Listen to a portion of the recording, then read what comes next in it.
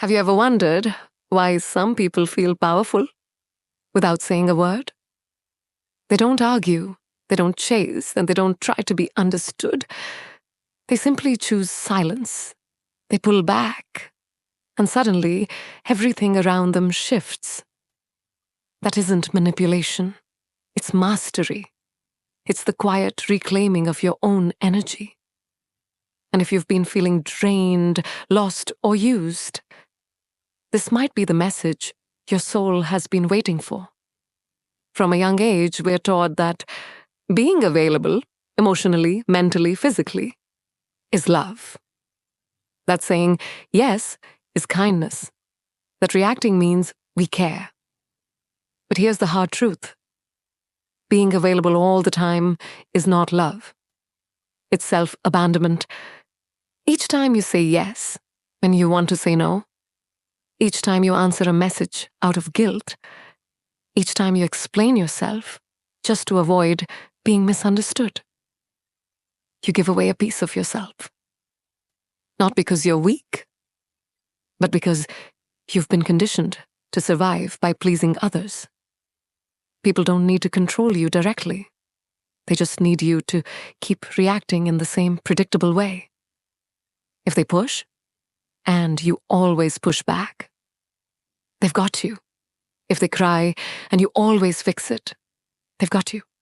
If they guilt you, and you give in, they've got you. Your reactions are the strings.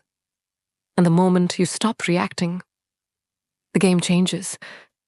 Suddenly, they don't know who you are. And that makes them uncomfortable. Because they never truly saw you. They saw the version of you that was always accessible, always functional, always apologetic. Carl Jung called this journey individuation. It's the process of becoming whole, not for others, but for yourself. And individuation often starts with a quiet rebellion, choosing not to respond, choosing silence over reaction, choosing stillness over chaos. You begin to turn inward, not out of coldness, but out of clarity. You realize, I cannot keep leaking my soul just to keep others comfortable.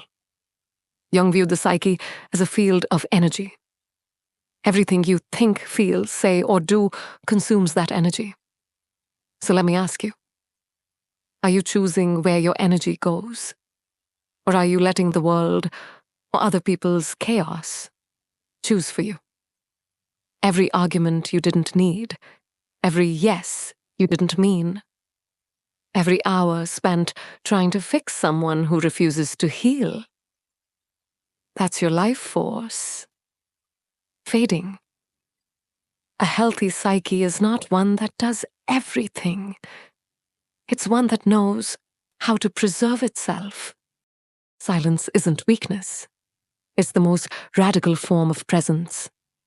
In silence, you begin to observe. And when you observe, you start to see. The games people play, the patterns you repeat, the wounds they try to touch, the emotional blackmail dressed up as love. In silence, the truth has nowhere to hide. But be warned, your silence will disturb those who depended on your noise. They will call you distant, arrogant, cold. Not because you've become less, but because they can no longer use you. When you pull back, people will feel rejected. But what they're really experiencing is withdrawal. They were addicted to your availability. And now that you're gone, and they feel the absence of what they never truly appreciated. And that's okay, because this is not about them anymore. This is about you.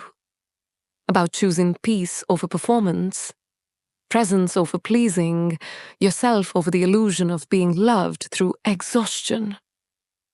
At first it hurts, the silence, the distance, the feeling of being misunderstood. But slowly, that silence turns into sanctuary. You begin to hear your own voice again, not the voice trained to please, but the one that knows who you are and what you need. You realize that being alone isn't emptiness, it's fullness.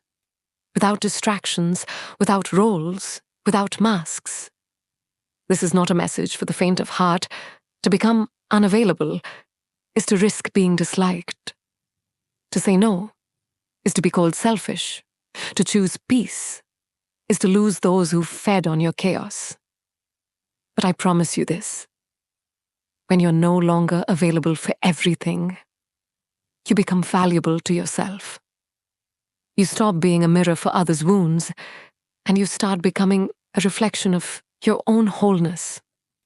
Carl Jung said, "Until you make the unconscious conscious, it will direct your life, and you will call it fate." Today, make it conscious. Choose your silence. Reclaim your energy. And walk, not away from the world, but back to yourself.